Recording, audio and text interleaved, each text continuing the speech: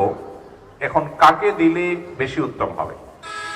আমরা আমাদের মৃত মা বাবার জন্য, স্বামী স্ত্রীর জন্য, আত্মীয় স্বজনের জন্য, একে অন্যের জন্য অনেক সময় দান করি, তাই না? এই দানের টাকা সবচেয়ে বেশি কাকে দিলে উত্তম হবে, এ ব্যাপারে নবী করিম সাল্লাল্লাহু আলাইহি ওয়াসাল্লামের হাদিসের দিকে তাকালে আমরা দেখতে পাই দানের জন্য সবচেয়ে উত্তম হলো নিজের রক্ত সম্পর্কীয় কোনো আত্মীয় স্বজন যদি অভাবী থাকে তাদেরকে দান করতে হবে। তাদের হক এবং অধিকার সবচাইতে বেশি। নবী করিম সাল্লাল্লাহু আলাইহি ওয়াসাল্লাম বলেছেন, আস-সাদাকাতু আলাল মিসকিনি সাদাকাহ। একজন অনাত্মীয় ও গরিব অভাবীকে দান করলে শুধু সাদাকার সওয়াব পাবে, দানের সওয়াব পাবে, কিন্তু ওয়াস-সাদাকাতু আলা যিল কুরবা সিলাতুন ওয়া সাদাকাহ। যদি তুমি আত্মীয় কোন গরিব হয়, সেই গরিব আত্মীয়কে দান করো, তাহলে তুমি দুটি সওয়াব পাবে। এক হলো আত্মীয়তার সম্পর্ক রক্ষা হলো, সেটি একটি সওয়াব, আরেকটি হলো দানের সওয়াব। এজন্য আপনি কোন দান, কোন দাক্ষিণা, কোন আপনার সাদাকা যদি করতে হয়, এর জন্য সর্বাধিক হকদার হলো আপনার রক্ত সম্পর্কীয় কোন আত্মীয় যদি অভাবী হয়।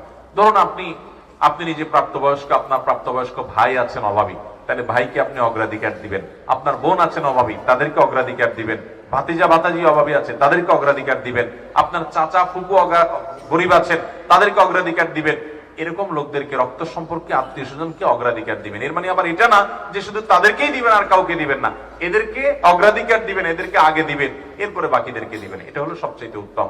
আর তাছাড়া আপনার বাবা মার জন্য, মৃত মানুষের জন্য দানের ক্ষেত্রে সাদকায়ে জারিয়াকে সবচেয়ে বেশি নিরূপণ করবেন। কারণ সাদকায়ে জারিয়া, যে দানের উপকারিতা দীর্ঘমেয়াদ পর্যন্ত থাকবে, এই দানটা, এটার সওয়াব অন টাইম হবে না, দীর্ঘকাল পর্যন্ত হবে। যেমন কথার কথা, মাদ্রাসা মসজিদ বানিয়ে দিলেন, আপনি কোনো অজুখানা তৈরি করে দিলেন, কোন জায়গায় টিউবওয়েল বসিয়ে দিলেন, কোন জায়গায় একটা কালভার্ট বা রাস্তা ঠিক করে দিলেন, কোন জায়গায় একজন গরিব মানুষকে একটা সেলাই মেশিন কিনে দিলেন, একজন গরিব মানুষকে একটা রিক্সা কিনে দিলেন, একজনকে একটা গরুর বাছুর কিনে দিলেন, একজনকে আপনি এক দুটা ছাগল কিনে দিলেন, স্থায়ী কোনো কিছু করে দিলেন যে এখান থেকে সে উপার্জন করে খাবে। অথবা আপনি একটা গাছ লাগালেন, কয়েকটা গাছ লাগালেন, সেগুলো যদি পরিচর্যা করে বড় করতে পারেন এবং বলেন যে আল্লাহ, এই গাছ লাগানোটা ইবাদত, আমরা অনেকে যাই না, এই ইবাদতটা, এই নেকামলটা আমি করলাম আমার মৃত বাবার থেকে, মায়ের তরফ থেকে, তো এটা হবে তার জন্য সবচেয়ে উত্তম। অন টাইম ইবাদতের চাইতে সাদকামূলক বা সাদকা জারিয়ামূলক ইবাদত, এটা মৃত মানুষের জন্য অনেক বেশি উপকারী হয়। আল্লাহ আমাদেরকে আমলের তৌফিক দান করুন। এরপরের প্রশ্ন হলো, চুল দাড়িতে যে সকল মেহেদির রং লাগানো হয় তা জায়েজ আছে কিনা? কালো কালার এবং মেহেদির কালারের পার্থক্য কি? এ ব্যাপারটি একটু খোলামেলা আলোচনা চাচ্ছি। ধন্যবাদ প্রশ্নকর্তাকে। চুল এবং দাড়ি এগুলোতে যদি পাক ধরে যায় বা সাদা হয়ে যায়, সেটা কোনো অসুস্থতার কারণে হতে পারে, বয়সের কারণে হতে পারে, যে কারণেই হোক না কেন। নবী করিম সাল্লাল্লাহু আলাইহি ওয়াসাল্লাম বলেছেন, গায়রু হাদা শাইব, তোমরা তোমাদের চুল দাড়ি যে কালো সাদা হয়ে যায়, এগুলোর এই সাদা কালারটাকে পরিবর্তন করো। এই সাদা কালার, দবদবে সাদা কালার না রেখে এটাকে অন্য কালারে পরিবর্তন করাটা অধিকতর উত্তম। যদিও এটা ফরজ ওয়াজিব না, সাদা কালার রাখলে কোনো গুনাহ হবে না, কিন্তু নবী সাল্লাল্লাহু আলাইহি ওয়াসাল্লাম এর পরামর্শ এবং সুন্নাহ হলো এটাকে পরিবর্তন করো। কিন্তু কোন কালারে পরিবর্তন করা যাবে কি যাবে না সে সম্পর্কে নবীজি সাল্লাল্লাহু আলাইহি ওয়াসাল্লাম বলেছেন, ওয়াজান্নিবুস সুওয়াদ, যে কালারই করো না কেন কালো কালার থেকে বিরত থাকো। নবী সাল্লাল্লাহু আলাইহি ওয়াসাল্লাম নিজে মেহেদি ব্যবহার করেছেন। এজন্য ভাইরা, চুলে দাড়িতে মেহেদি ব্যবহার করা যায় এবং উত্তম। এর মধ্যে আর্টিফিশিয়াল যে মেহেদিগুলো পাওয়া যায়, টিউব মেহেদি যেগুলোকে আমরা বলি, এগুলো ব্যবহার করতে পারেন, কোনো অসুবিধা নেই।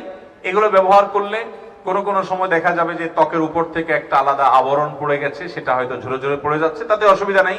কারণ এটা হয় অনেক সময় অ্যাসিডের কারণে, সেখানে কিছু কেমিক্যালের কারণে আমাদের চামড়ার উপরে যে পাতলা একটা লেয়ার থাকে, ওইটা অনেক সময় পুড়ে যায় বা পড়ে যায়, তো ওইটার কারণে কোনো অসুবিধা নেই। কিন্তু ন্যাচারাল ব্যবহার করতে পারলে স্বাস্থ্যের জন্য সব দিক থেকে সবচেয়ে ভালো হয়। কিন্তু ন্যাচারালটা করেন আর টিউব মেহেদি করেন, মেহেদি ব্যবহার করা জায়েজ আছে। আমাদের অনেকে আবার মেহেদি ব্যবহার নিয়ে ভিন্ন রকম কথা বলেন যে মেহেদি ব্যবহার করতে হয় চুলে আর দাড়িতে, এটা পায়ে লাগলে গুনাহ হবে না, এরকম কোনো কথা নাই। আপনি পায়ে লাগান, হাতে লাগান, তারপরে চুলে দাড়ি লাগান, লাগাতে পারেন। তবে পায়ে আর হাতে মহিলারা লাগাবে, এটা হলো অধিকতর উত্তম। পুরুষরা শুধু দাড়িতে চুল লাগাবে। নবী করিম সাল্লাল্লাহু আলাইহি ওয়াসাল্লাম এর কাছে কোনো মহিলা কোনো কিছু পর্দা থেকে দিয়েছেন বা নিয়েছেন, তার হাতে মেহেদি ছিল না। নবী সাল্লাল্লাহু আলাইহি ওয়াসাল্লাম বলেন, কি পুরুষের হাত না মহিলার হাত? বলি, ইয়া রাসূলুল্লাহ, মহিলার হাত। তখন নবী সাল্লাল্লাহু আলাইহি ওয়াসাল্লাম বলেন, মহিলার হাত আবার মেহেদি নাই কিভাবে? তার মানে মহিলারা মেহেদি ব্যবহার করবেন। সাজগোজ করার এই রাইট, অধিকার মহিলাদেরকে শরীয়ত বেশি দিয়েছে। পুরুষরা শুধু চেয়ে চেয়ে থাকবেন তাদের দিকে। কথা বুঝতে পারছেন? কোন ব্যক্তি যদি কবিরা গুনাহ করতে করতে মারা যায়, তওবা করার সময় ছিল সে করেনি, আল্লাহ যদি তাকে জাহান্নামে দেয়, সে কি কোনোদিন জাহান্নাম থেকে বের হতে পারবে? অথচ কোরআনে সূরা সিজদা আয়াত নম্বর 20, সূরা জুমার আয়াত নম্বর 19, সূরা আলে ইমরান আয়াত নম্বর 24 ও 25 আল্লাহ পাক বলেছেন যে এরা কোনোদিন জাহান্নাম থেকে বের হতে পারবে না। আপনার মতামত জানতে চাই ভাইরা আমার। আল্লাহ বলেছেন তারা কখনো জাহান্নাম থেকে বের হতে পারবে না, এই কথা আল্লাহ বলেন নাই। কোরআনে এরকম কোনো কথা আল্লাহ তাআলা বলেন নাই। আল্লাহর কথা হিসাবে কোনো কথা যখন কোট করব আমরা, তখন খুব সাবধানতার সাথে কোট করতে হবে।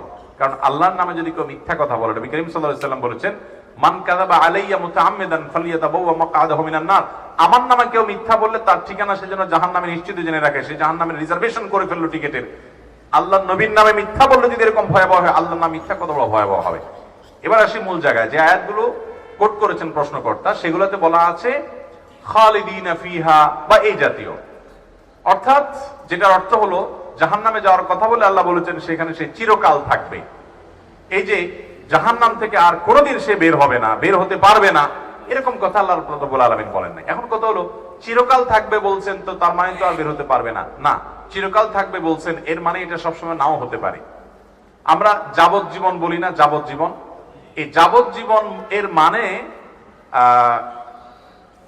সব সময়, সব ক্ষেত্রে, সব দেশে, সব সংবিধানে কিন্তু এই না যে একবারে মৃত্যু পর্যন্ত, এটা লিমিটেড টাইম, এটাকে অনেক সময় যাবজ্জীবন বলা হয় অনেক ক্ষেত্রে, আবার কোন কোন ক্ষেত্রে আমৃত্যু।